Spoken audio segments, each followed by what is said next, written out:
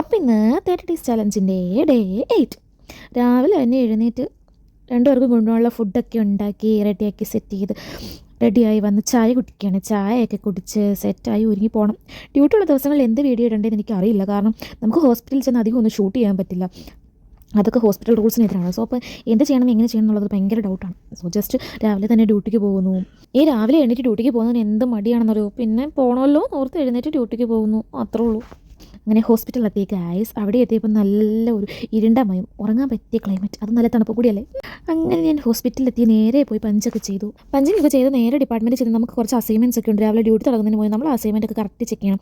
അങ്ങനെ അതെല്ലാം ചെക്ക് ചെയ്ത് കഴിഞ്ഞ് നേരെ ഡ്യൂട്ടി സ്റ്റാർട്ട് ചെയ്തു ഗൈസ്. പിന്നെ ഡ്യൂട്ടി കഴിഞ്ഞു ഇറങ്ങി. ഇതിനിടയ്ക്ക് എനിക്ക് വീഡിയോസ് ഒന്നും ഷൂട്ട് ചെയ്യാനൊന്നും പറ്റില്ല. കാരണം ഹോസ്പിറ്റലിൽ ആയതുകൊണ്ട് ഞാൻ നേരത്തെ പറഞ്ഞത് നമുക്ക് അധികം വീഡിയോസും ഫോട്ടോസും എടുക്കാൻ പറ്റില്ല.